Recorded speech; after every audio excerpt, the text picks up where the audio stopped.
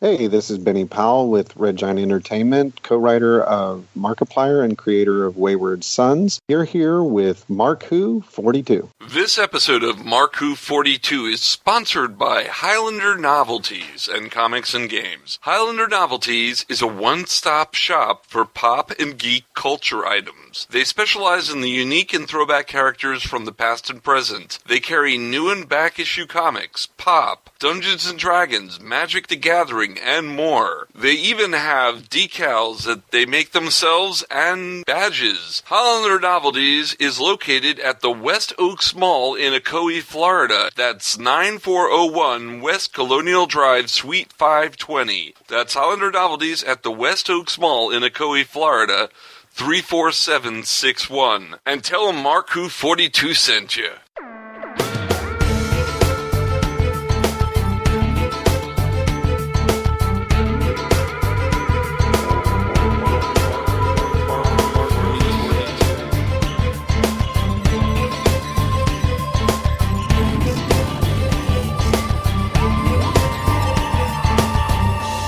Welcome to welcome to MarkWHO42. Oh, this is Mark Baumgarten, your host. I'm getting over a very bad case of bronchitis, which I was unable to make it to OrlandoCon, but Christian filled in for me. With me today on our show is Iggy Matthews, also a recovering virus-aholic. So we're here to get you sick, but basically, folks, if you're listening to our show, the incubation time is gone. It was only a couple seconds on the radio. So, yeah, they're sick. On today's show, we've got Benny Powell, the CEO at Red Giant Entertainment. He also is the co-writer of Markiplier, you know, that YouTube sensation guy. Oh, yeah. He's got his own comic, and Benny and Mark write that. So that is going to be freaking fun. And it is going to be a lot of fun. And while we're trying to continue doing this show while we're... I feel bad that we're not feeling well. But I know. You know. Hey, God, you know what? I'm glad that I'm a little bit better than I was. Like, in the mornings and at night, that's when it really hits me. But it literally got to the point where I couldn't even get a sentence out. Just talking, the vibrations from me talking was enough for me to start coughing up a storm. Couldn't even talk. Oh, I'm sorry. I hope I don't make you laugh. I just did. Oh, no, I'm in trouble. No. That's when you have to do like the ladies would know this, is when you wear a face mask and the face gets really tight. And so you have one expression on your face. So you're laughing and you kind of sound like a gorilla because you're just inhaling and exhaling. Sounds like me with my CPAP machine. All right. I'm sorry. Oh, my God. Why don't we go to...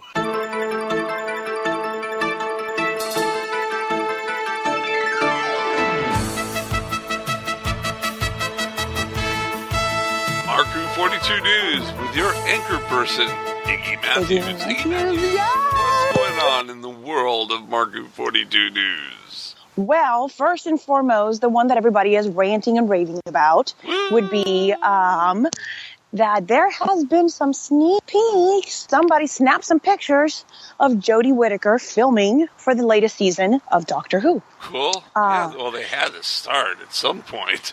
Oh, yeah, and we had to get a sneak peek somewhere. Of course, there's always going to be a leak, but... Is this as big as WikiLeaks? Are we going to have some problems in the White House? No, because ours is bigger on the inside.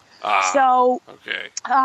What really got me is the fact that in these pictures, it does appear as though she's wearing Capaldi's attire. Like she just regenerated and, you know, they're carrying some things out and you can see the companions and, you know, it looks like they're getting through a fence and they're running. So basically you're saying it looks like every scene ever in Doctor Who.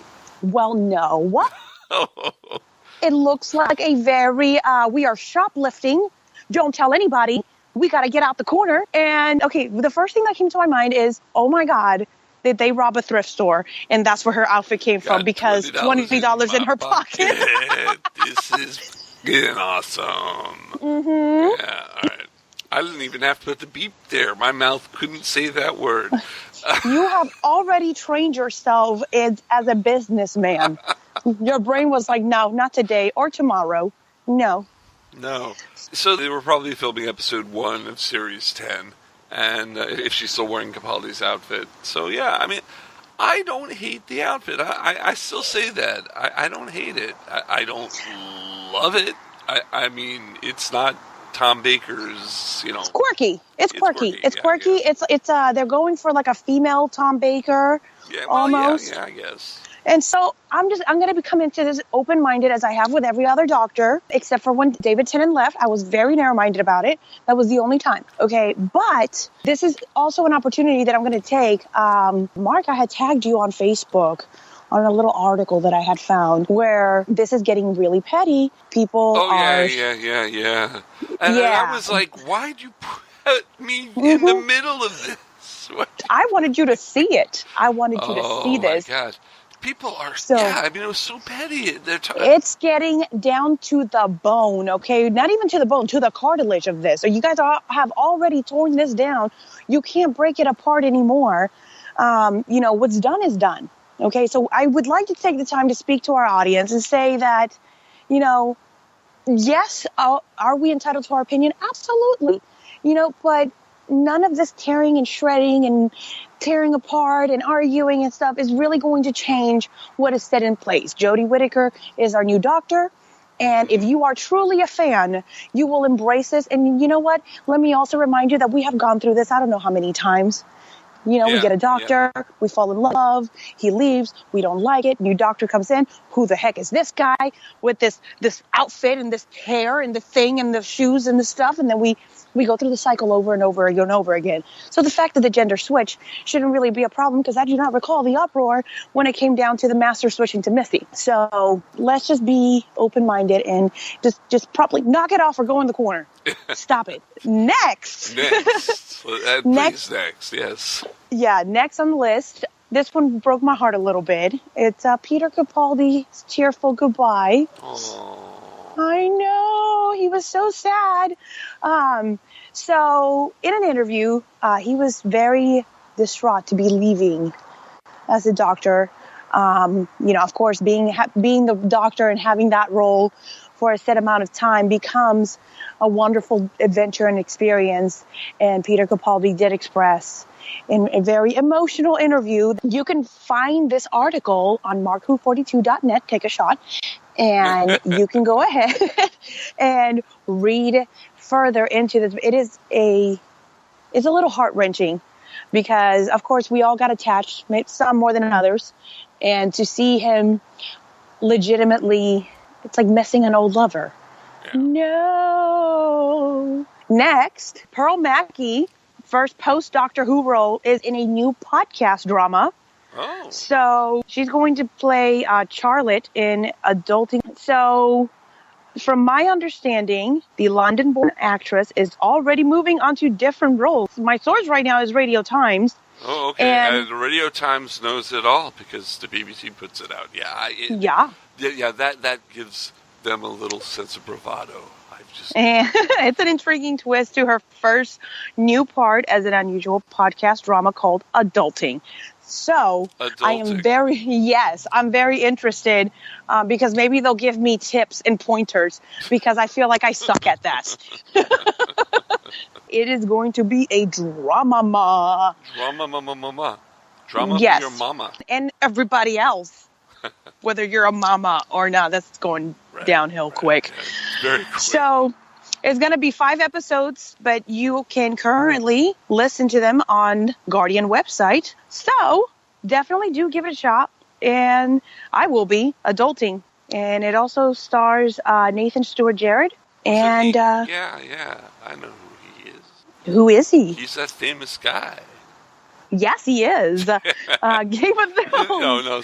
What's cool about this article and what's sad about this article, Pearl Mackie was at OrlandoCon in Orlando this past weekend, the weekend we're recording this, which is the week I was supposed to be there. We weren't actually supposed to be recording this, Iggy and I, because I was supposed to be at the convention, but because we're getting you sick, over the interweb Yep. airwaves.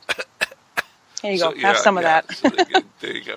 So, yeah, I didn't get to meet Pearl, but from what I understand, she's a very lovely person. The traveling TARDIS got to meet Pearl, and there's a beautiful picture that's on the Facebook page of MarkWHO42 on the traveling TARDIS. And she just has the sweetest smile. She does. She's a welcoming smile. So anything she does, I will probably watch or listen. So reaching this adulthood? Mm-hmm. Yeah, I think I'll give it a listen. Adulting. And the thing is that she is very, Pearl Mackie is very low-key hilarious. Yeah. Because it's not just in the way that she speaks, but her facial expressions say it all without her having to really say anything. Mm-hmm. And that's the part that always cracked me up, because a doctor would say something, and in my head, I'm like, I know that this is an actress, but her acting style, I found very peculiar. And I absolutely loved it because, doctor will say something and she knows what line she has to say, but her face is already reacting to it. Yeah, she's acting like a real person reacting to real things. She was a great companion. Yes. Yeah. And it broke my heart, actress. But she's comparatively to the other companions, she was there for maybe about 5-10 minutes. Yeah. So, what 12 episodes plus the Christmas special? That's not a lot. Not a lot. Not a lot. Sarah Kingdom lasted at the most 11 episodes or 12 episodes. Was it Martha? Martha was only one season, but she came back, so Bill could come back and, Yeah. I mean, yeah, because technically any of them could come back at any point because it is time traveling. Yes. So, except for Amy and Rory, they can never come back, unfortunately. And don't ask me why, because all they have to do is go over the New York state line, and the TARDIS can pick them up. That's all I'm saying. That's all I'm saying. For writing. Anyways, get that out of my system. So, Next. Stephen Moffat, he's going to Gallifrey. I'm going to actually pose this question to him. Why can't they just go across the bridge and get picked up by the TARDIS? I'm going to ask Don't ask him to do that, because he will pull something out of that cavity that he has, and we'll just bam. I want him to. I want him to give me an answer so I can tell everyone on MarkWHO42 what his BS is this week. Because it's a plot twist. It's a plot twist that when you stretch it out, there's a big old hole in the middle. Yeah. Okay, and he sticks his finger in there, and his finger says, "Because I said so." Yeah, only we could start by talking about Pearl Mackie getting a role on an audio play podcast and turning it into a bash Stephen Moffat. I'm not really it's sure called Chasing the Rabbit. Yeah. I think, do I want the red pill or the blue pill? I'm not sure Both. which I want. Both. Let's see what happens. Well, it might help my YOLO. illness that I'm giving everyone by listening. One of them is nighttime, the other one is daytime. None of them are labeled. Good luck figuring out which one. Right. I see what you're saying. So just take them both. You're going to be alert and sleepy, and definitely your symptoms will be gone. That's for sure. Yeah, my symptoms will be gone. I think I'll be gone too. It's not good. Oh my God. That actually reminds me. Over the Thanksgiving weekend, I may or may not, cannot confirm this information for you, may have confused my child's ADHD medication for my anxiety medication. Oh, no. So I may have been on Ritalin and cleaned my entire house in an hour and a half. Can we get you to come down here and do that for us? So my neighbor's over here like, so take another one and come over here. I'm saying, we'll fly out. We'll fly you down here, and we'll have you clean the house. Well, I'll tell you what. I figured out when my kids are always so thirsty and hungry. So I'm like, I just need to drink everything and eat everything right now. So, yeah, no, it was terrible. I don't recommend it. Read the labels. Read the label of your medication first. It's important. So, moving on. We have, this one is the one that kind of made my eyebrow raise a little bit. Matt Smith wants to return to Doctor Who and team up with Jodie Whitakker in a few years. Okay, and in a few years is the key phrase. Now, I hate articles like this because when you look at it, right, it's clickbait. Yeah. Because initially when you look at the article, the title is cut off. right? So what I saw was Matt Smith wants to return to Doctor Who to team up with Jodie Whitaker. That's it. Right. So I click on it in a few years. I'm like, you bastards. Why would you? Like, now I'm stuck here. I'm reading it. Okay, what is it? And yeah, basically, we at MarkWHO42 would never do clickbait to get you to come to MarkWHO42.net. No. Never. Want to win $1 million? Hey, so MarkWHO42 is going to a convention. There's no $40 million. There's not. Yeah. Actually, that's a good idea. That could bring some people to our site. All right, maybe Be nice. $1 million giveaway. Not happening. All right, and that's how we'll do it. I like that. I'll put a Facebook ad up there right now. There you go. So he also has some wise words of advice for the 13th Doctor. If the upcoming departure of 12th Doctor Peter Capaldi is teaching us anything, is that it doesn't really matter who's actually piloting the TARDIS in the TV series anymore.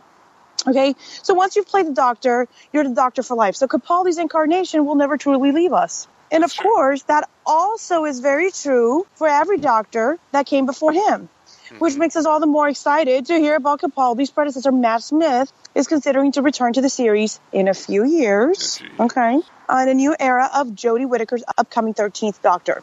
So, truly, the Doctors never die. They just retire for a little bit. And you know what they should do? Big Finish should get Peter Capaldi and Pearl Mackie and do more adventures taking place in the Series 10 era. Absolutely, and given his tearful goodbye, he would definitely be up for it. Yeah, something. I'm sure he would.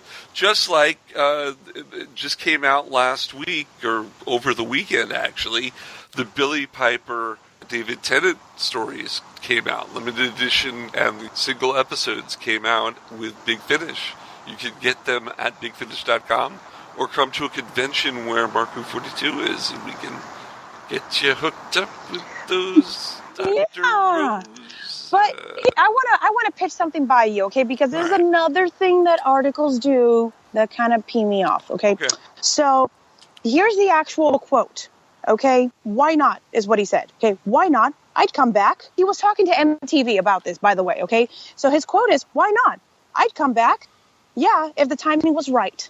And then he goes on to say, I think we've got to give a few years to Miss Whittaker to take the TARDIS under her belt, as it were, and then, one day. And then he added, look, I'll come back one day when I'm old and gray, which isn't far off. Okay, so the part that upsets me about this article is that literally it says Matt Smith wants to return to Doctor Who and team up with Jodie Whittaker in a few years. It implies something way different. Way different. It sounds like, oh my God, this might actually happen. This is something to look forward to, when he's legitimately just saying, that's like, hey, Mark, would you like to go to, a convention up here? You're going to be like, yeah. Does it mean that you could? Okay. Basically what this is, folks, this is news, quote unquote news, which basically was an interview being done with Matt Smith that he just had a soundbite. Now, this is not news. This is soundbite reporting. And think about it. He was probably talking about a lot of other things. He was probably talking about the Crown. He was probably talking about, Terminator, why it's not going to be continuing with him as Skynet. And yes, that was a spoiler, folks. If you haven't seen Terminator Genesis, sorry. Spoiler. And he makes one comment, and the one comment gets picked up upon, the soundbite, and gets put on social media, and then it gets spread around. And we got that link, and so, I guess we've been caught in it. I guess it wouldn't be news. This was a soundbite reporting. And that's why we're here to give you not fake news and break it down for you, yes, we're breaking to understand. It down for you. If Donald Trump wanted to say this was fake news, he'd have every right to do so on this one. Yeah, because, obviously it's very clear. And also MTV is notorious for kind of twisting things a little bit and letting you come to conclusions. And then they'll step back and be like, well, we never said that.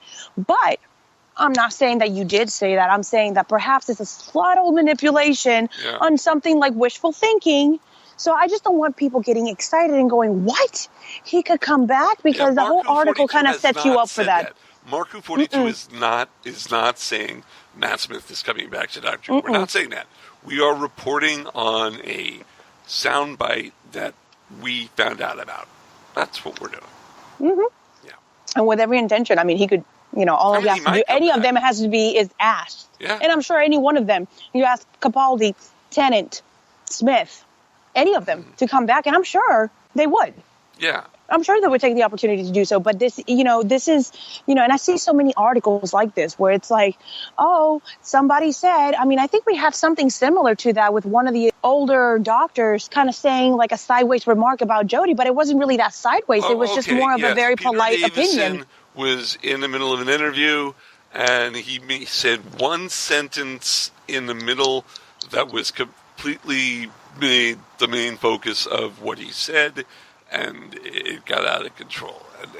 Yeah, And he was a talking lot of from articles the cuff, manipulate and he said that. Something. He was talking from the cuff. He said something. He may not have thought about the question and how to answer it correctly. He may just have said it to get to the next question. Yeah, well, at the same time, we all have a right to our opinions, and here on MarkWHO42, we are notorious for going against each other. Oh, we are. And going, well, hold on a second. No. But yeah, the one that I would like for everybody to focus on right now is Jodie Whitaker does scenes, and I mean, obviously, there's no video footage from this leak that came out, but just by looking at many, many different pictures that you can find on MarkWHO42.net, take a shot, you can see that she looks like she's very in the role, very into it. She looks like she's busy, like, we gotta go. But again, it's just pictures. It's all that I've seen. All those pictures. But I am in fear that perhaps our new doctor might be a little bit expressionless. So I hope that she is as quirky as her outfit. I hope so, and that too.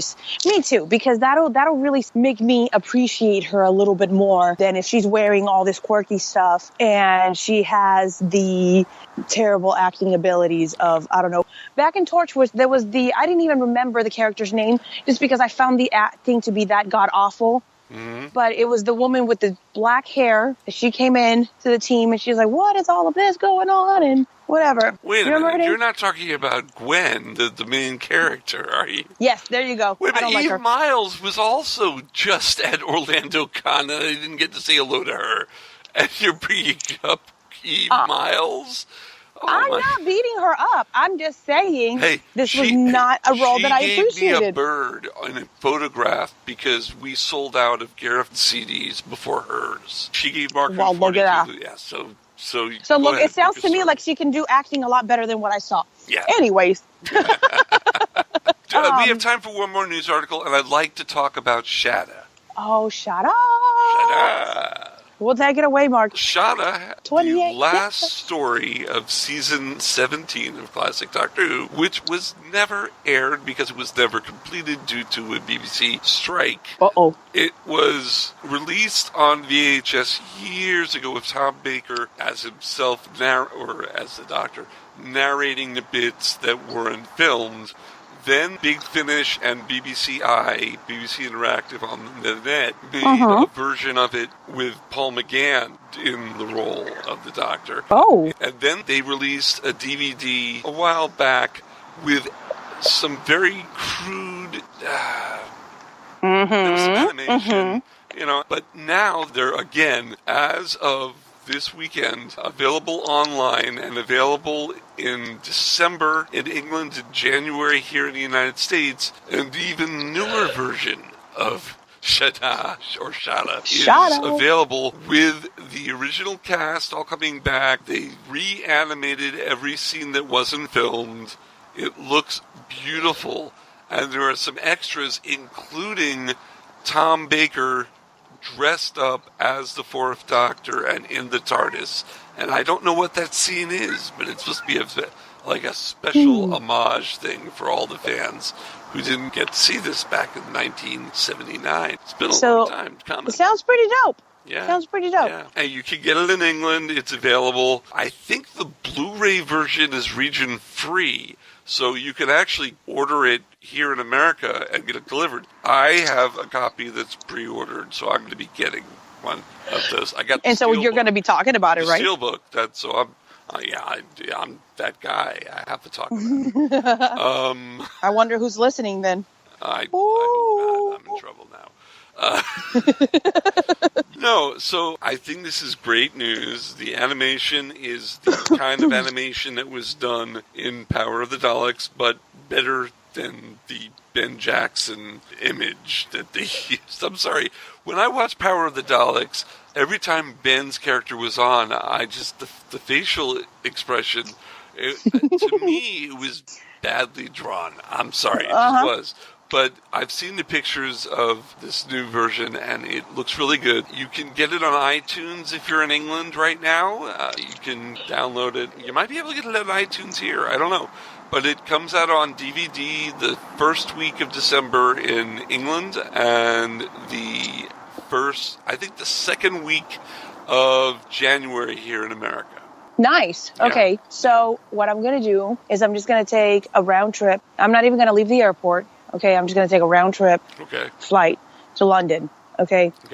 I'm going to get on iTunes, download all the content that I can't get in the U.S. You should, because get back on the plane. Lot of content. And then come back. Don't let the roaming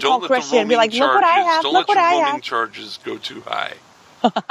No, there's Wi-Fi. Well, there's Wi-Fi. Oh, that's right, free Wi-Fi. That's right. Mm-hmm. You'll be at Heathrow using up all their free Wi-Fi. Absolutely. Won't even leave. It's like I have 2 hours to download everything and leave. And this news segment of MarkWHO42 has been brought to you by Cosplay Convention Center. You can see more information about them at MarkWHO42.net. The great thing about this is they are a database for cosplayers, for practically anybody who works in the convention limelight. If you're looking for us, they have a database that not only narrows down where we're going to be, but if you're looking, let's say, for Doctor Conventions in your area, Doctor Conventions in general, or other genres, you can go to their site and you can go into the database, narrow down your search to locations that are close by to you. It's a wonderful database tool to use if you need information about your favorite genre, your favorite podcast, where they're going to appear, all of that. Check it out for yourself. Go down to MarkWHO42.net and click on the icon for Cosplay Convention Center. You'll be glad you did. Tell them MarkWHO42.net sent you. Oh, boy. We're having fun. We are having fun here. Oh, my God. On MarkWHO42. Even though we're two sick people getting everyone on the internet sick because of the way the internet works. We're going to take a break. When we come back, we are going to have our interview with Penny Powell, the head of Red Giant Entertainment and co-writer of Markiplier, which you must know, with millions of followers on YouTube, this comic should be a smash. Absolutely. And it's out there and will be out there, right? We'll be right back. Anyway, it's a tongue twister. I can't say it. We'll be back after this. Don't go away. Don't go away. We'll be back with more MarkWHO42 after this. Hey, Iggy. Yes? I know that you started watching Doctor Who as a newbie, with the new show, but have you gotten a chance to watch all 7 classic Doctors in action? I have not. Well, you can find the most complete collection of Doctor Who ever broadcast in the U.S. on Retro TV. Shut the front door. Are you serious? I'm serious, and you don't even need cable for this. This is over-the-air television. You have an HD antenna. You can watch around the country Retro TV. Many of the stories have been remastered and enhanced from their original film and videotape elements, so they come out beautifully perfect in HD. Mind blown.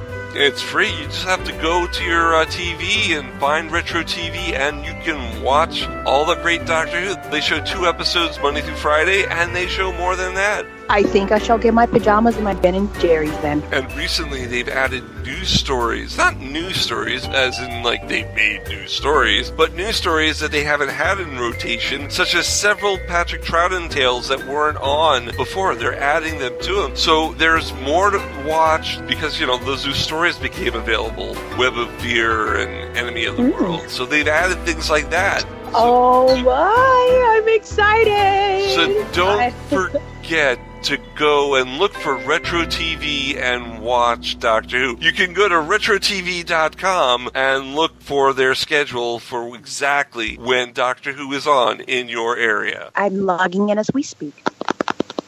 MarkWHO42 is proud to have Famous Faces and Funnies. This is a huge, mega comic book store. I mean, they just have literally tons and tons of comic books, novelties, everything. They're located off of 3020 New Haven Avenue in West Melbourne. And if you want to give them a call and just let them know MarkWHO42 sent you, it's 321-259-3575. But this thing is just a huge, I mean, you've seen comic book stores and nothing against them, but you've seen them, these tiny little shops, and they have comic books and they have merchandise and memorabilia and such like that. This place is like the best term I can put is the Costco of comic book shops. You go from one store and there's another section, and it's just huge. They have Funkos, they have tons and tons and tons of stuff in there. I mean, it's hard to explain, but if you have any geekdom out there, Famous Faces and Funnies have got it covered for you, from Doctor Who, Star Trek, Star Wars, everything. And also Rick is the guy who runs it, and all the team over there, nice, friendly people. Definitely want to check out our friends at Famous Faces and Funnies in the West Melbourne area if you're out there. Hi, I'm Jeremy Raddick. I played Gareth in the Doctor Who TV movie, and you're listening to MarkWHO42. Welcome back to MarkWHO42 here on Krypton Radio. I'm your host, Mark Baumgarten, and with me we have Christian Basil, we have Zion Kiros, and we have our special guest, Benny Powell. Hello, Benny. Hey, nice to meet you guys. Hey, nice to meet us. I think we knew you before. True. Well, most of you. Most of us. You didn't know Zion, but you know us. We've met at conventions. This is the problem that we've had being on convention, being on tours and doing all this stuff. We'll see Benny at one point, never even talk to him, just know that he's got a booth and he's there. And the next time we go over there, we might pass him or something like that. And next thing you know, during a downtime, then we'll start talking to Benny and like, cool, what's this all about? Other stuff. And then all of a sudden, 2 years later, we finally get to realize who Benny is. Yeah. And other folks like that at the con. So we told the story a couple times, but this is kind of the weird way. If you don't understand what we're talking about, that if you've ever lived the convention life that we have, you'll understand why we're talking like this. And I just wanted to explain to people. It's funny because the last convention, Benny was at the booth right next to us, so we were talking. The whole weekend we were talking. Oh yeah, we had fun. Yeah. I know you guys. Certainly, again, I was saying I was more like the nice to meet you for him, and I remember. I think the very first time I started getting back on the convention circuit was right in the Claremont convention, and we were in the same room then. And then the next time I met and got to hang out with Mark, we were on the same row on Paradise City. So it was just a few weeks later. So, yeah, and since then it's been almost, I'd say, every couple months I've seen you guys somewhere. So, Benny, what is this I can't even say the name. I don't know what the sensation is. Markiplier? Markiplier. Well, you don't understand the sensation? Let's go back a little. Tell us about your company. Tell us about the comics. Red Giant Entertainment, yeah. Red Giant. Yeah, so who I am, just for those who don't know, because I'm kind of old guard when it comes to the world of comics at this point, which is sad to say. I still try and fool myself that I'm straight out of high school.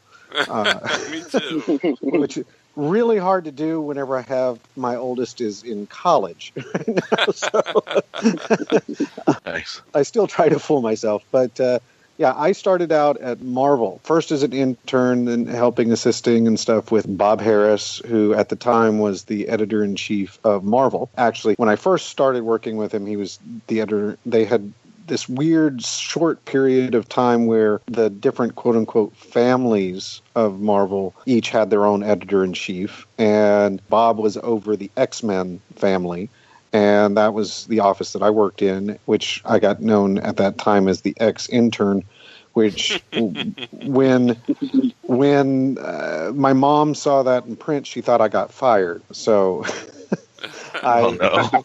That's not good. No, X as in X-Men, Mom. Not what a way to former. find out, too, in the new... Your son's fired, and here's why. Which, to me, that was like the best opportunity of all. I got to break in as a writer while being an intern, which was unheard of. And literally within my first 2 weeks, I was sneaky because at the time there was this Age of Apocalypse storyline going on, which was yeah, it was a big what if type of thing. So I went to the What If office and said, here's this big hit thing. I gave them a pitch for what if Legion had killed Magneto. So kind of the opposite Age of Apocalypse. I had that book. Yeah, that was my very first issue that I did. Wow. So I had your very first... Wow. Yeah. Benny and I go back, guys. Although Warren Ellis, they did get Warren Ellis to do the dialogue, and I will never forgive him for making a Care Bears reference. So, like, really? Okay. So that's when I got my start and kind of been in the industry a bit off and on since then. And then I got into, while Marvel was going through their bankruptcy, I decided, since both of my editors got fired literally the same day, and I suddenly found myself without projects, I thought, maybe I might want to try something a little bit more safe, I guess, stable, perhaps. And I got into the world of advertising and marketing for a little startup called Priceline.com. I love Priceline.com. Oh, yeah. So I did. Can I have my check, please? Thank you. Yeah. He's not going to give it to you. Yeah.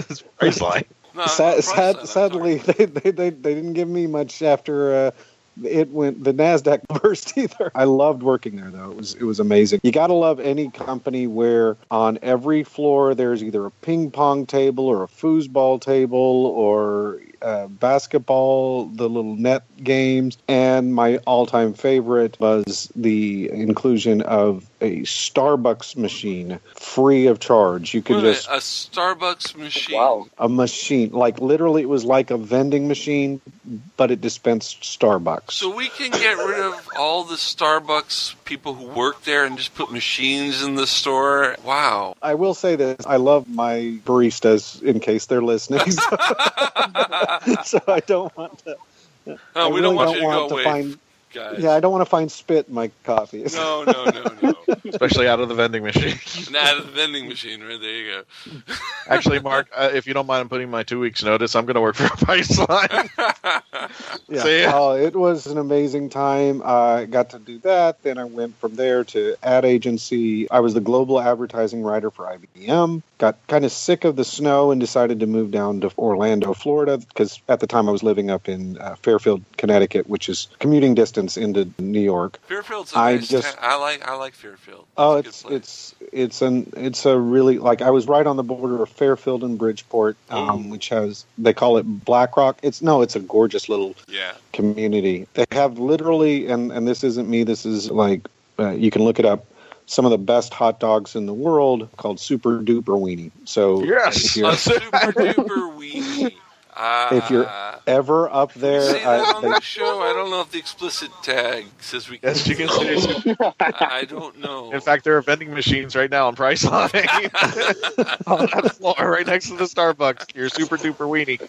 Yeah, believe it or not, it sounds funny. And yes, of course, they've got the Superman logo, so it's completely violating trademark. But it's amazing. It's absolutely worth it to go there. But I got sick of the snow, though. I'll be honest. When you spend 30 minutes each morning, you wake up, you shovel out the snow just to get to go to work, and to go 15 miles takes you an hour and a half, and then another hour and a half back, and then you got to shovel out the driveway just to get back in, and you find that you're spending 4 hours of your life going what should be 15 minutes away. Yeah, it's not fun. And I decided, Orlando's pretty nice. Except if you think about it, You go to Orlando, the work is 15 minutes away. You get on one of the highways, it takes 5 hours to get to work. Yeah, So it's the same thing. It's a toss-up. taking You're paradise. either driving on the no-moving highway, or you're taking the snow. It's a toss-up there. Yeah, well, I mean, I'll take my chances with the the highway. highways. That's the bad part with the highways.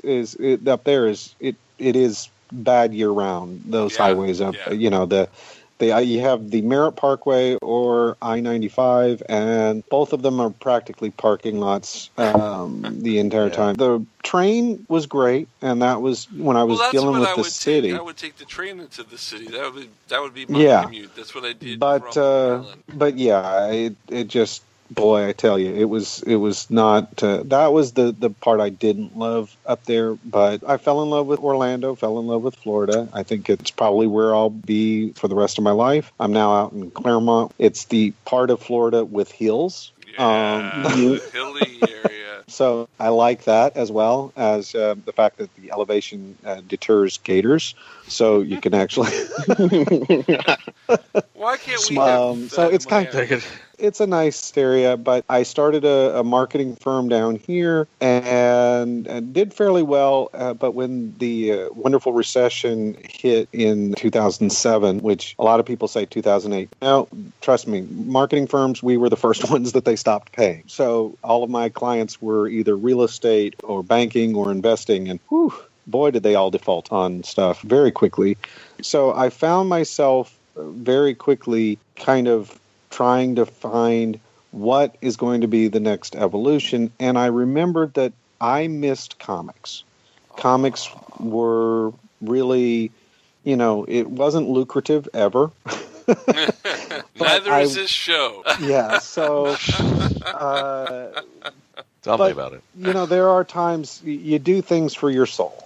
And you do things out of love and passion for the industry that you're in. And that was really kind of where we decided we wanted to try and do some things. One of the things that we set out to do early on was to create an industry, a helping mechanism with what we did. So we didn't want to just sit there and try and replicate Marvel or replicate DC or anyone else out there. One of our core goals at Red Giant when we started building was we wanted to create something that expands the genres as well as the audience and bring in new audience to the comic book industry, bring them into comic book shops, because, as I sit there with my son, as a recent example, we had his Cub Scout troop come out to the offices, and we asked for a show of hands, how many kids here have ever read a comic book? And no one raises their hands. And you sit there and you go, all right, how many? Well, my son, of course, he raised his hand, but, the lone hand raised. Then you ask, how many kids here know who Spider-Man is? Where do you know Spider-Man from? And they'll say video games or movies or cartoons or toys. And these properties have stopped being comic book characters because the industry seems to want to try and court the old guard, as it were. Basically, people my age, our ages that aren't the next generation. And seeing that, my dad always taught me you can do one of two things. You can complain about things or you can try and fix them. So that was what we decided we would try and do, is try to reach new audiences and build things, because we don't have to try and be the next Marvel. Marvel's got that covered. DC's got that covered. How do you actually do that? How do you actually create new content that is different than Marvel and DC? Well, for instance, one of the things that we've done, like the very first comic we did it as a web comic because, again, trying to reach people outside of just the comic book stores. Mm-hmm. We started with a comic called Wayward Sons Legends at the time, and I'll explain that in just a second why it's at the time. It actually started out as something connected to a movie script that I had out there, and it was really to support it. But I'll give the elevator pitch. The story is 5,000 years ago, two groups of aliens crash land on Earth, and the resulting war between them inspires every myth, legend, and fairy tale in human history. So it's science fiction mythology. It's not trying to be superheroes. Do the characters have powers? Yes. Do they have colorful outfits? Well, in the same genre as like Star Trek have colorful outfits and things like that. So yes, because they're military outfits, they're wearing their uniforms. But it's very much mythology and science fiction as opposed to trying to just be da-da-da-da, I wear this emblem and a cape and fight crime and, that sort of thing. And we eat super hot dog weenies or something like that. Super duper weenies, yes. How did I know you were going to go back to the weenies? But no comment. But but the fact is what we wanted to do from the start was reach new audiences, and it worked. We reached millions and millions of people online with that, and Hollywood kind of came knocking because of that. Ironically, the quick little backstory, while being in marketing and kind of in those in-between years, I was approached by a mutual friend. He's a Hollywood guy, and this was during the writer's strike. He goes, "Hey, do you have any stories and stuff? I know you used to be at Marvel and all this." I thought of the concept I had for a property called Wayward Sons, which was based in the modern day, based on the children of the ancient beings, aliens that were worshipped as gods. And he thought it was really cool, asked me to write a little synopsis. I did. He had taken it to his buddies at Paramount, supposedly, and they really liked it. Can I write a treatment? So I did that. Then can you write an outline? I did that. Little by little, I found myself, I ended up writing the full script. Which, nice. Okay. So then I got connected with an agent. I was recommended a guy named Scott Agostoni, who was at the time with William Morris, and he was very familiar with my work and instantly said, "Yeah, absolutely, I'll represent you." And I then got connected with Amy Schoaf and Eisen Robbins from Intrinsic Value Film. They're predominantly well-known in the indie circuit. They've done to date over 36 feature films, award-winning. They're just amazing guys. And all three of them said, "Hey, why don't you create a comic that also can promote this?" I didn't want to just simply create a version of the script at the time. Instead, what I wanted to do was, I figured you've got 5,000 years of backstory here.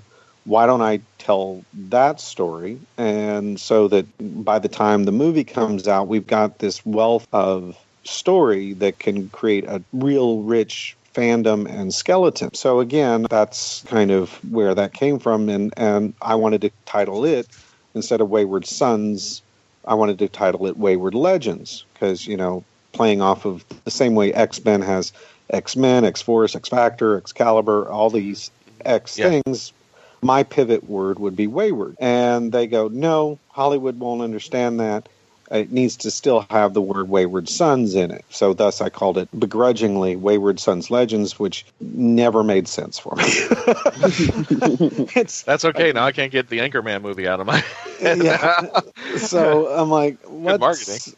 Yeah, so I launched it that way, and that really kind of created the basis for the entire company to start. Soon after, we added on Shockwave Darkside, and then Exposure, which was a comic from the past, came in, and slowly we created Red Giant just by partnering up with David Campetti, who formerly he was the head of innovation, and then he did at Malibu and all these different companies, and in the interim created a company called Glasshouse Graphics, which is the biggest talent agency to the world for comic book, specifically for comic book artists and creators. So he came on board, and we had Amy and Eisen already, and then working with Chris Crosby from Keenspot, which was where we were hosting our webcomic. And we just slowly created this backbone. And part and parcel to that, we ended up meeting and helping kind of promote this young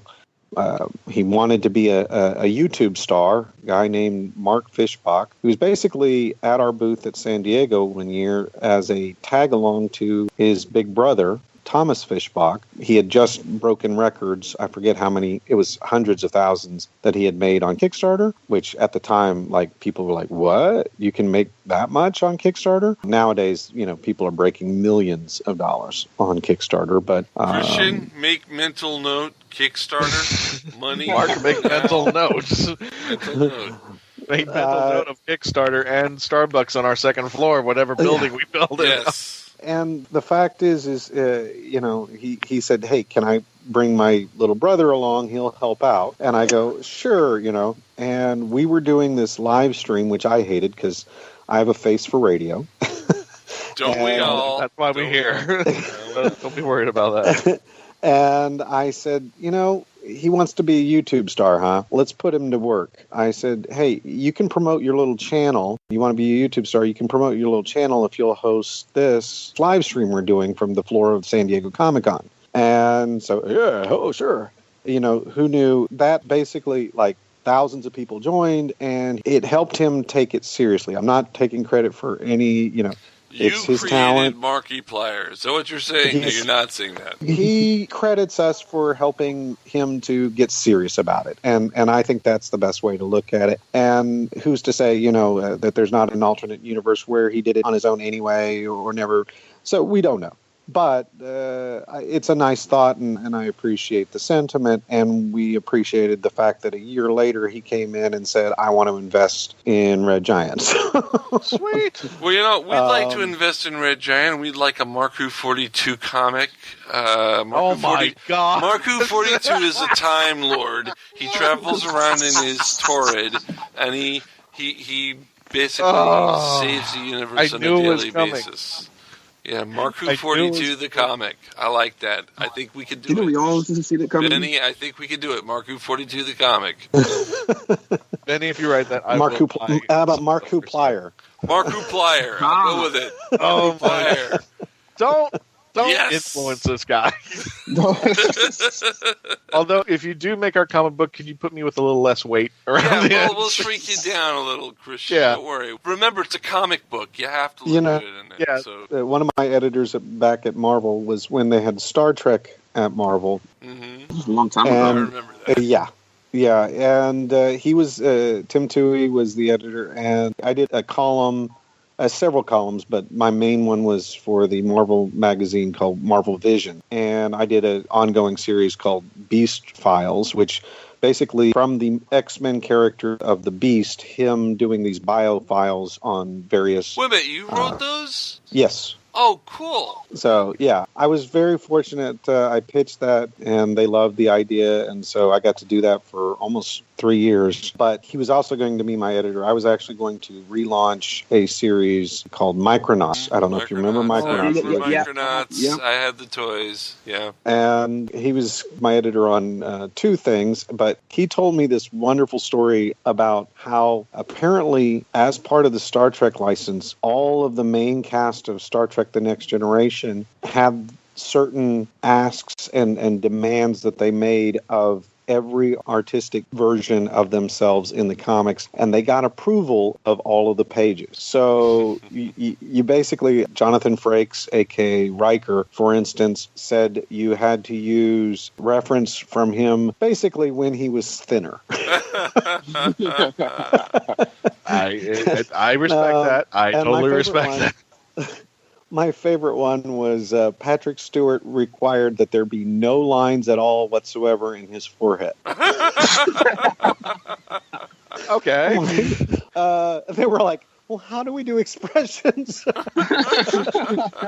So if you look back through those old Star Trek Marvel comics, you'll see there is literally no line in his forehead, which to me made him look more like a cue ball, so I'm not sure that the effect was better.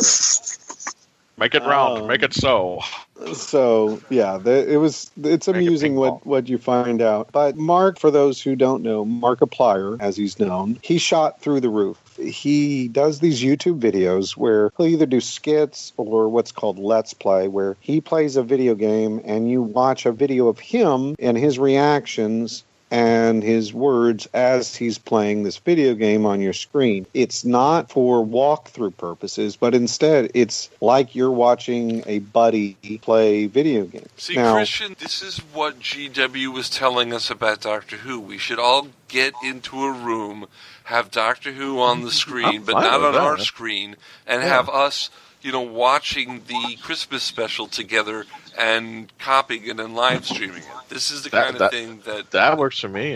We'd have to be in the same place. It's a very, very popular thing with the younger generations. I'd say ages 8 to 28. So it's not even like a very niche. It's massive. And over 8 billion views, if I'm not wrong. Yes, Mark has had over 8 billion views of his videos. He started in 2012 with us, and he's closing in on 19, 20 million subscribers. Literally Forbes just named him the #1 celebrity influencer in the world for this stuff. MarkWHO42 the comic has to be made. It has to be. We have to do it. We have to do it. But so having him on our board certainly has helped. We love Mark. The biggest thing that the metric that I think he is most proud of, as well as me, is the fact that he's raised over $1 million for charities since he started. And he continues to constantly do things for charity. He is a big believer in giving back. And you know how a lot of guys that get big and they become jerks, their on-screen persona is not their off-screen. Yeah. The one thing I will say don't is... describe me in this. That's not nice. But, Markiplier he loves his fans. In fact, one of the things that we laugh at is the fact that he doesn't like to do a whole lot of merchandise because he doesn't want to be a burden on his fans, So the fact that he's let us, for instance, do this comic book that's coming out now, it's kind of a rare commodity, and we're very thankful for it, because this goes back to what I was saying earlier as part and parcel to our core philosophy is we want to reach a broader audience than just the comic book store audience. You guys have seen what's interesting is usually people who have never even purchased a comic when we're at these shows, these comic book shows, even though they're at a comic book convention, a lot of the audience at comic book conventions are there more for either the celebrity guests or the sci-fi stuff or the cosplay, but they're not comic book readers. Right. And yet, because of the Markiplier comic, where we've had these advanced copies, they're buying them like crazy and loving them because it stars this celebrity from YouTube. And what they don't realize is we very subversively trying to get them hooked on reading comics. I think that's a very, very smart thing to do, especially when you first read a comic that you know nothing about and don't know the characters or anything. You're kind of, you feel a little sidelined because you don't know anything about it. But if there's something inside the story that you can relate to and immerse them in the world by the character that you portrayed, and I read the Markiplier series, and you guys nailed them down pretty well. I could actually hear Markiplier saying those things to those individuals throughout the comics. That's why we wanted Mark to be co-writer with me. For one, I get his sense of humor. It's actually fairly similar, frankly, to my sense of humor in some ways, although I certainly don't have his audience. But yeah, he and I have that kind of wry sense of humor and self-deprecation and things like that. And he doesn't try and take himself serious. He's genuine and he truly cares. And those are the things that honestly his audience respond to. And what we wanted to do for the comic itself, it's Mark going through our comic book worlds and kind of experiencing what it's like to be in our worlds as a result of this. Well, one of his trademark things is to never read the instructions in the video games that he does. So, and he often will get another actual, and this really happens, people often send him or bring him gifts. And he accepts them gladly, and he appreciates and loves. This isn't a push for more, because believe me, he keeps having to move in part probably to keep all this stuff. So he's got plenty of stuff, but people just out of their love for him will often take and send him things. And he loves that. So we did this thing where he gets a watch in the mail, doesn't read the instructions because the instructions are too long, and that's just not his thing, pushes a button and immediately falls through a dimensional portal where he lands in the world of our comics. He's going through our different comic book worlds trying to make his way home, but of course he doesn't know how because he didn't read the instructions.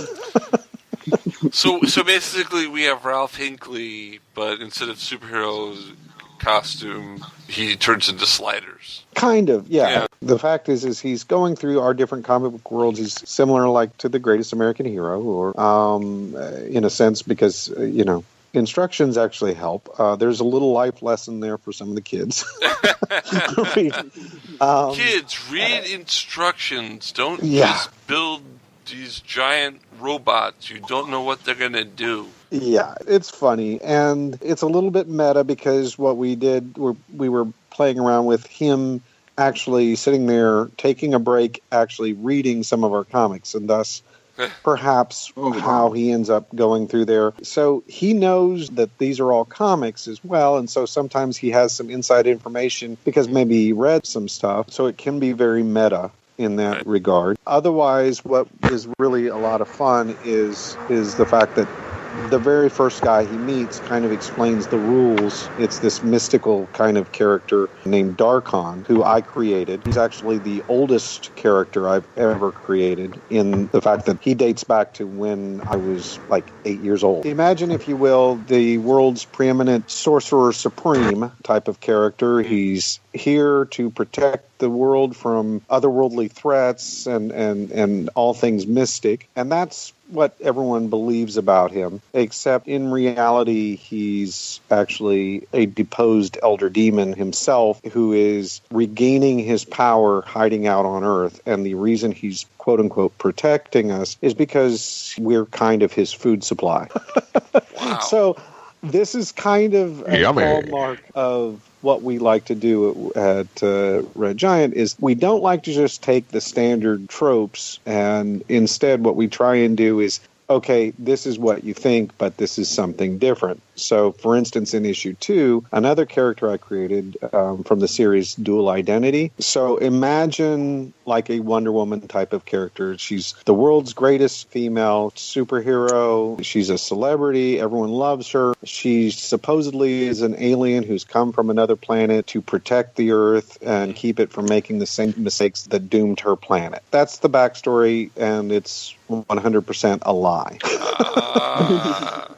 The reality is she's a government agent infused with experimental nanotechnology, and she's an assassin, black ops type of person. And while she was on a mission, she was filmed in action, undeniably seen as a superhuman. So the government quickly scrambled and came up with a backstory that was so implausible it had to be true.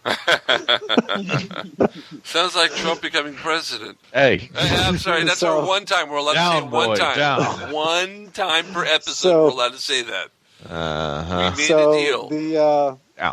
The fun thing there is, in essence, why we call it dual, and it's DUEL instead of dual identity, is the fact that here she's this hardened killer, this awesome, tough as nails woman that is not afraid to get her hands dirty, and yet she has to play this persona now of being like a goody two-shoes during the day, and at night she gets to be her super spy type of persona.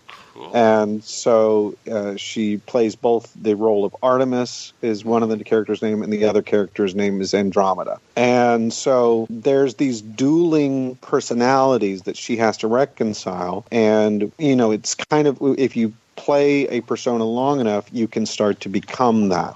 And you start seeing these personalities and things blend. I hired for that a phenomenal female writer. I didn't want to write it because I didn't want it to be yet another mansplaining type of series, even though I really love the character. But I got a female writer by the name of Elaine Lee. She's amazing. She's been in the business for she wouldn't want me to say how long because, she is a woman. And she is a veteran and amazing. And she immediately came up with some really awesome ideas and concepts and stuff, because what we wanted this to be was an allegory for the female experience, if you will, because women often, I've noticed and seen, have to reconcile all of these different personalities and traits and things like that in their lives, where they have to be independent yet vulnerable. They've got to work, but be a home, a mother, and all of these things that are drawing their attention from different sources, be strong but kind, and so on and so forth. And so it becomes this wonderful allegory. Even though it's using superheroes, it's not as much about the superhero side as it can be about the female experience. So that's why I say we try and do things that aren't like, we'll take a trope because there's no way not to take a trope, but instead we try and turn it on its head and do something new and unique that reaches a new audience. And so, for instance, Dual Identity is our way of trying to reach the female audience, as well as men can enjoy it as well. But it's not a very common thing to see female characters that are allowed to be female characters, not caricatures that men try and put on them instead. You're listening to MarkWHO42 with our guest, Benny Powell of Red Giant Entertainment. Benny, we're up to the point of the show where we give our guest a chance to plug at some upcoming things. And I know we've been talking about the business and the comics coming out, but are there any things coming up in 2018 that we should be looking out for, you and your company? Well, yeah, I mean, we've got started in the end of November. Basically, the whole line is beginning, and we're averaging about 5 titles a month from Red Giant. It also shows up under the imprint Absolute Comics Group. We realized that, we wanted to do 2 things. One, the Red Giant label is kind of a catch-all for everything else, but what we wanted to do was to create a combined universe. And really, the Markiplier comic became the start of that, where we decided that the shared universe experience is something that a lot of people, which you see, to bring this back to Doctor Who, is the same with Torchwood and Doctor Who and all the. There's a new spin-off coming out, or it's come out. I haven't had a chance to watch or see if it's out yet. Class? Yes. Yeah, yes. Class came and went. I don't know. You're not going to miss anything. Of it though? Yeah. It's possible. I think they are. Oh wow. Because the books, I like the books. The novels they did of Class were good. The series, not so good. I'm just getting honest. Yeah, we already had quite a few reviews on it, and we're just like, okay. But yeah, for the most part, I think we unanimously realized that the reason why it failed is because it was just a mesh up of stories that weren't coherent with characters that weren't kind of likable, and the only good thing about it was the Doctor appeared in the last 5 minutes of the first episode, and that was the best thing about it. So, it happens sometimes. I mean, I enjoyed the Sarah Jane. Sarah Jane Adventures is great. Yeah, that was great. I give them props and stuff for not trying to be Doctor Who 2 and Doctor Who 3, and you've got like 3 different doctors all going around at the same time, which technically, given that he's a time traveler, you could. Yeah. He or she now has been anywhere. Yeah. Well, IDW does that. They put out every Doctor. Yeah. I'm sorry, Titan. Excuse me. Titan. They're no longer IDW. Scratch it. Titan does that. Yeah. Titan. Yeah. So it's just a good example, though, that shared universes can be fun and they can provide more room. So what we did was we created the Absolute Comics Group imprint. So if you see that imprint, you'll know, okay, these are all part of a shared universe. And if it's just Red Giant, then it's probably not part. We've got that. Then we're launching, for instance, The Villain, which is a series by Neil Adams and Mikhail. I can't pronounce his last name well. Sorry, Mikhail. And a guy named Applegate from Hollywood. It's actually getting a ton of good reviews. Oh, wow. And it's a series, yet again, that's kind of in our vein. He's the world's greatest supervillain, but when he falls in love, he decides to turn over a new leaf, except his organization doesn't like that idea so much that he founded. So, yeah, he's the villain. His name is John Doe, wink, wink. Then we've got, obviously, the Markiplier comics. Most of these are bi-monthly. And then, if you remember, I said we started Wayward Sons Legends. What I've done with Wayward Sons Legends is we are launching that as a monthly series. It comes out for $1.99. Wow. For a 24-page comic, which for those who haven't ventured into comic stores, the average starting price for comics now is $3.99. So this is... Well, Superman Action Comics are all at $2.99. The Yeah. DC has put their big 3 at the $2.99 value. So Yeah. But $1.99 is great. Yeah, so what we've done is we've relaunched Wayward Sons Legends, completely remastered. So the art is all remastered. Mm-hmm. I've even gone in and rewritten. So every dialogue balloon is completely redone. Very few dialogue remain from the original, just because I grew as a writer and things like that. And so if we've got the chance to relaunch it, and I did the one thing I wanted from day one, it is now titled Wayward Legends. Yay! Because irony of ironies, when Hollywood approached us and said they wanted to do the movie, they did not take my script, which was set in the modern day. They wanted to do the story based on, of course, the comic that was nice. So the whole purpose of calling it Wayward Sons went out the window. Gotcha. So I then took, but don't cry for me, Argentina. We actually are also launching another title called Wayward Sons, which is literally taken from the script I did for the movie, and that then takes place in modern day and moves forward with those characters. So there's Wayward Sons and Wayward Legends. I've got another comic called Katrina, which is set in the world of New Orleans during Hurricane Katrina. Mm-hmm. And oh, that's right. You told me about this one. This was awesome. Yeah, this is actual history, this portion. In the 1700s, when France was trying to colonize the New World, they wanted upper-class colonists, so they lied. They sent letters to all the prominent families and said, we have eligible young men of high class over here. Send your daughters. So they send their daughters over with their dowries and everything, and in these big boats, and they arrived, and their dowries were all in these trousseaux, which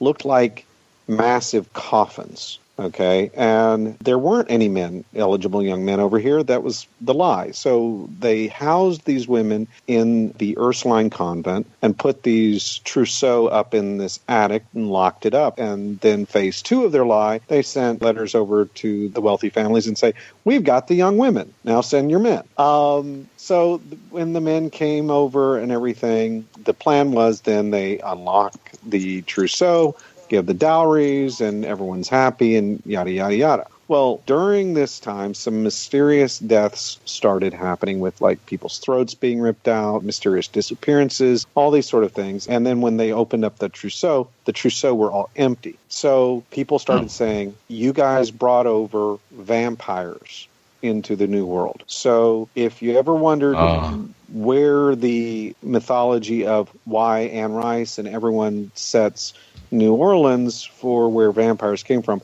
that is the real story of where the mythology of vampires in America came from. So that Ursuline convent, for some reason, they locked up that attic. This is also still true, that with blessed screws and all that sort of stuff. And it was not opened again until Hurricane Katrina, where a chimney picked up and flung through the attic. And I always thought that was really cool. And this is where my storyteller starts coming in. I posit in this series called Katrina, what if there was a queen vampire, the progenitor vampire, was locked up in that attic this whole time, and her name was Katrina, and she had made a prophecy that she would be free when all men of New Orleans curse her name. Oh, my God. Wow.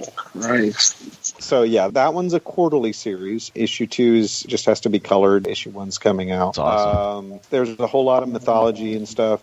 One of the things, too, I wanted to do is this isn't, she's not a nice vampire. One of the things I never liked was, like the Twilight thing. It'd be like, sign me up. If all I have to do is twinkle, I'm immortal. I'm super strong. Okay, sign me up. That seems like not a bad thing. So one of the other things I did is I wanted to make being a vampire awful. So we find out that these vampires, they're all subject to the will of this progenitor Katrina, and in a sense, they're almost like zombies. So imagine being immortal, but being trapped almost within your own body. It would be a living heck. I don't know if you guys consider the other word. But so needless to say, it would be awful. So that was one of the things that I wanted to do, as well as to really make it horrible to be a vampire. So yeah, that one's a lot of fun. We've got tons of awesome comics. We've got Amp. It's by Brian Augustine. I created it. Brian wrote it. It's a series based on a bunch of teenage kids with mobility issues, various mobility issues, who are part of this government program that transfers their consciousness into these android bodies, and things kind of go awry from there. But it's very empowering, however, and it's a lot of fun there. We've got Monsters Isle. We've got First Defense will be coming out. Magica, which was actually an animated movie that we produced. Mm-hmm. And then we'll be announcing this further, but I will say we've got 3 other series that I will be writing with a top comic artist who he created these. This is one where I'm not the creator, I'm just the writer. Right. And we'll be announcing those soon, but I can say that people will be excited. One is kind of a different take on like a spidery superhero. Let's just say that. Nice. Another one it's another superhero genre, and these do take place in the Absolute Universe. Right. But it's set in Canada. This is a Canadian creator. Other than Alpha Flight and Captain Canada, Canada really hasn't been well represented. So that one will be a lot of fun. And then we've got another one that'll be coming out based on basically a female spy organization. Wow. So yeah, as you can see, the genres. Really, we don't just do any one genre. We've got superhero, we've got mysticism and horror, that's cool, and mythology and things like that. You know, just to tie this all back in, I myself, a huge Doctor Who fan. Yeah. Hey, bring that in. Yeah. So, Benny. Yes. If someone wants to reach out to you and or go to your website, what are they? What is your web presence out there? Facebook we've got, probably Facebook's going to be the easiest, but you can reach us as well. RedGiantEntertainment.com is our .com. Mm-hmm. You can also reach us through info@RedGiantEntertainment.com. That's kind of the general mailbox. It does get seen and parsed on, so if there's something that someone wants to reach a certain thing. We've got Facebook. If you look up Red Giant Entertainment. You can also, what we've also tried to do on a lot of these titles is have each of them their own Facebook presence. So if you look up Wayward Sons, that's one of the biggest ones. You'll find it fairly easily. Wayward Sons, Dual Identity, The Villain. But you can also find these as well through our website. And again, that's redgiantentertainment.com. That's redgiantentertainment.com about all these wonderful comic books that Benny has talked about. Check it out online. Benny, it was wonderful to see you at Claremont Comic-Con. It was so wonderful to be out there again and such. Also, if I can make a wild suggestion to wrap up the interview, instead of just putting him in comics, why don't you put him in his own video games? It would be great to see a comic with him in Subnautica or even with him challenging his friend Jack Iseptic and Wayne, those guys, in a video game. I thought he was talking about MarkWHO42. I didn't know. Oh, we could do that too. Okay. Yeah.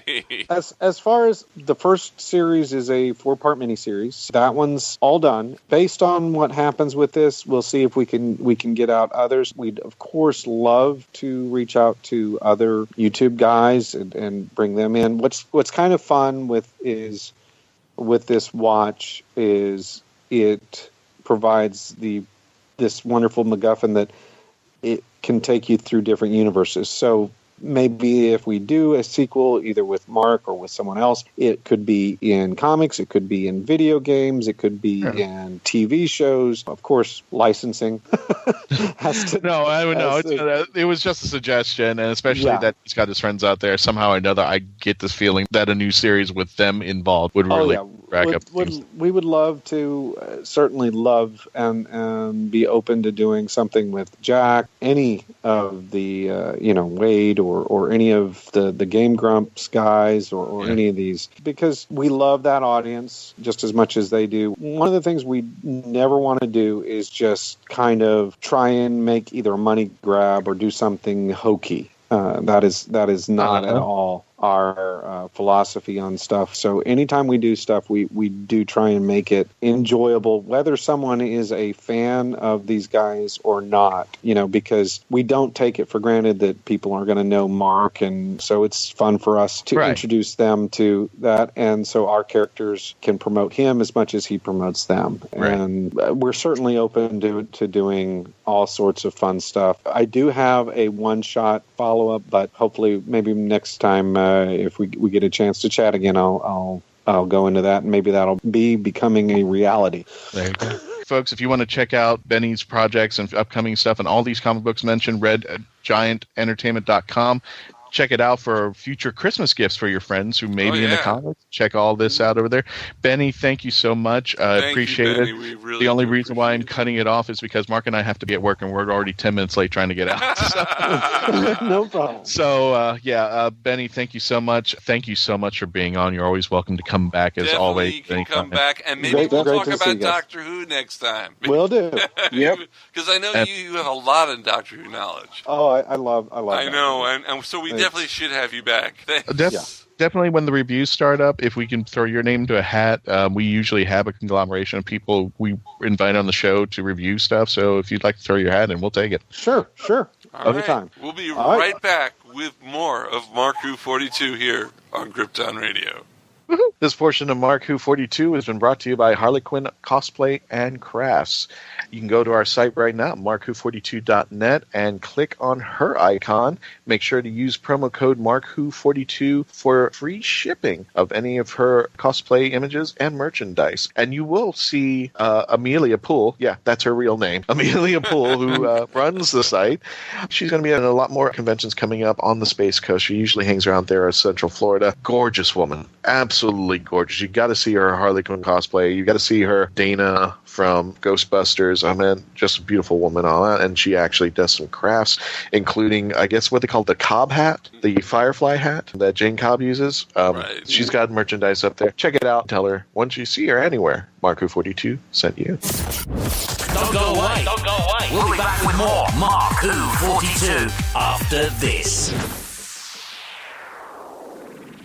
Jamie Engel is an award-winning author of science fiction and horror novels and stories. The Toilet Papers, a book that she wrote, is a collection of short stories ranging from 50 words to more than 5,000 to match your bathroom needs. But here are some other facts that you may not know about her. She cosplays Marty McFly Jr., Wonder Woman, Garth from Wayne's World, and Trinity from The Matrix. She speaks to kids about bullying and to authors about writing and marketing their books. She once owned a body shop, managed a hip-hop band, and danced at the Aloha Bowl halftime show. Wow, that's really cool. But without coffee, the world would end. So definitely you should read some of Jamie Engel's work, and you can if you go to her website, therighteangle.com.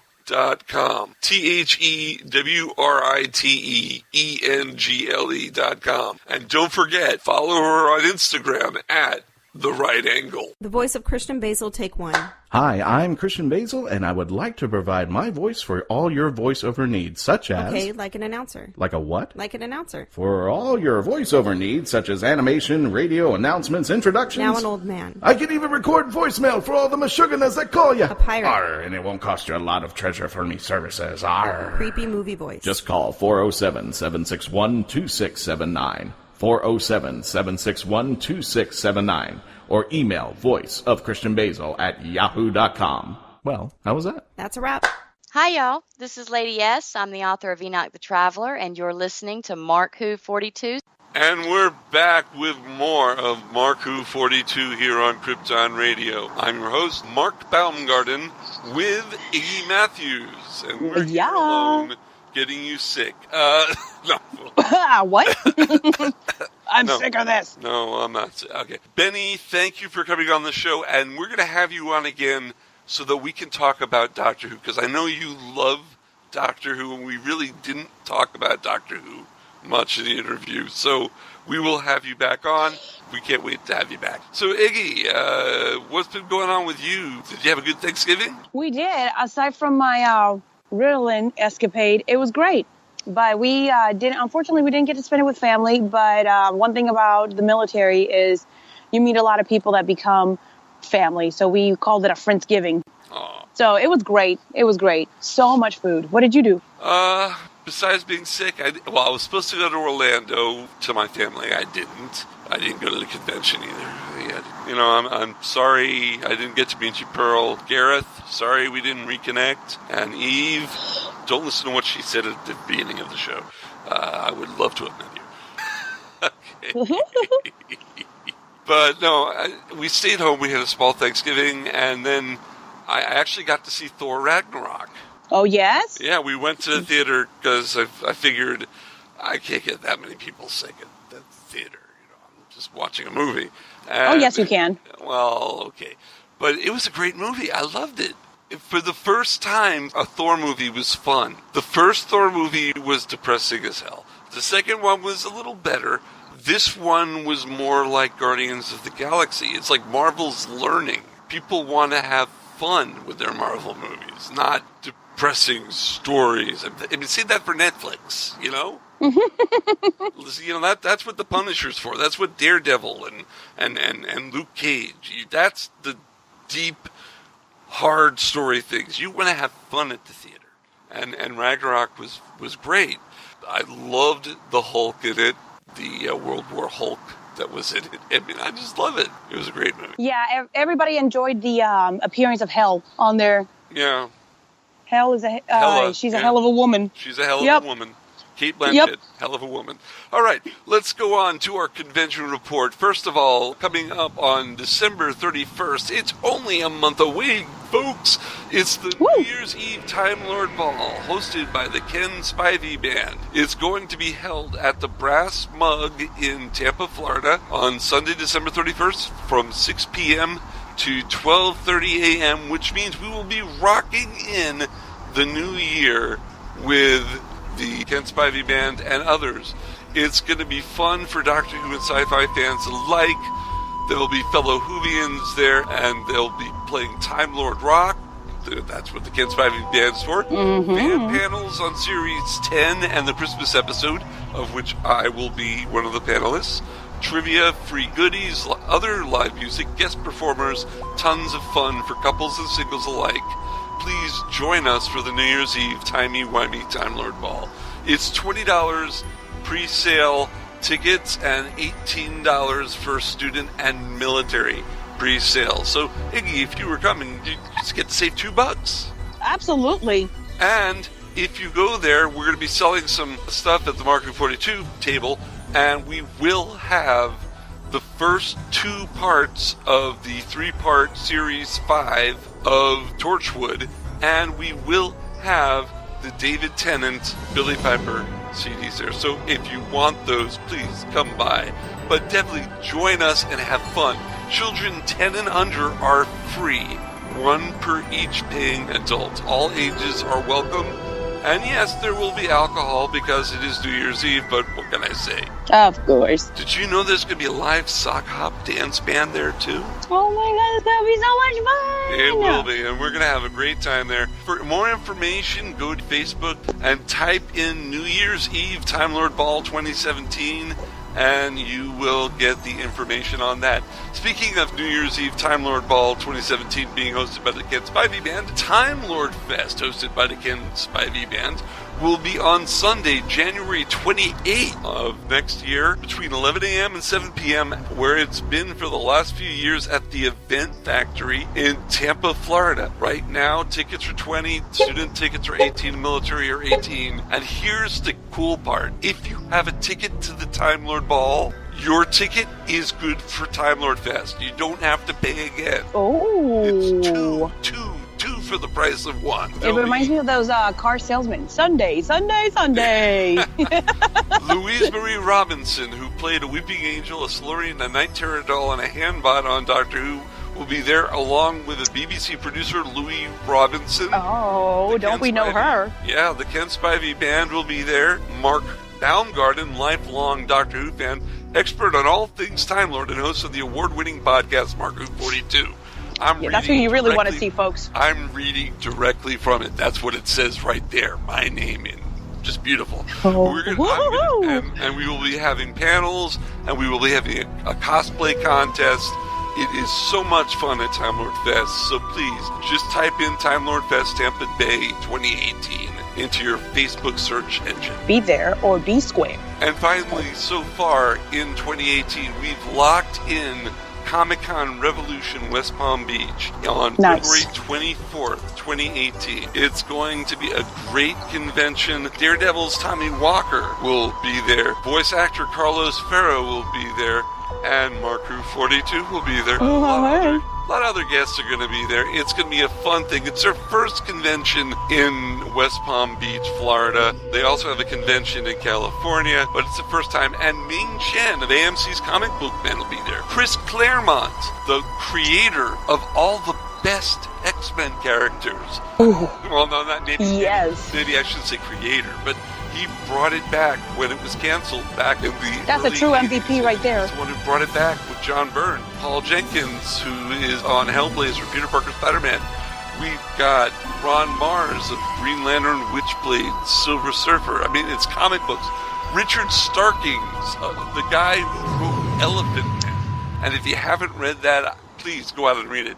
There's some great guests coming here, and we're going to be there as well.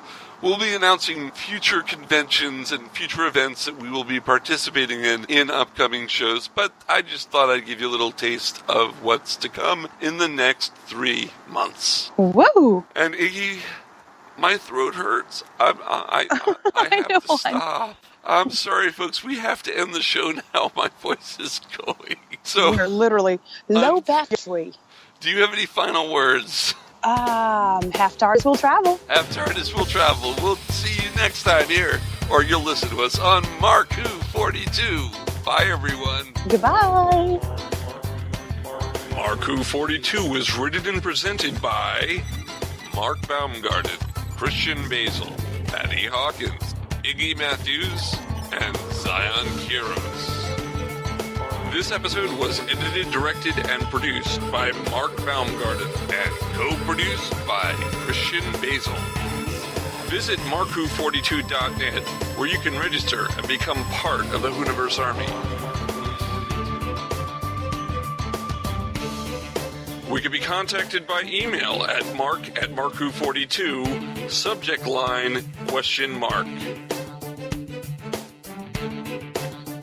If you'd like a chance to be a guest on our radio show, send an email to our Media Relations Director, Christian Basil, at markwho42media@yahoo.com. You can have MarkWHO42 entertain at your next event or convention. Go to heroesonhand.com/MarkWHO42. Space Coast Comics is a free monthly magazine found in over 120 locations currently throughout Brevard County, parts of Osceola, Volusia, and Indian River County in Florida, and available in Chicago. Follow them on Facebook to learn more.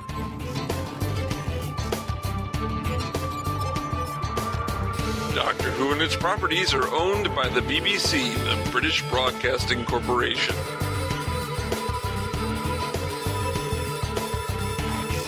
This show is owned and copyrighted by MarkWHO42 Enterprises, LLC, 2017.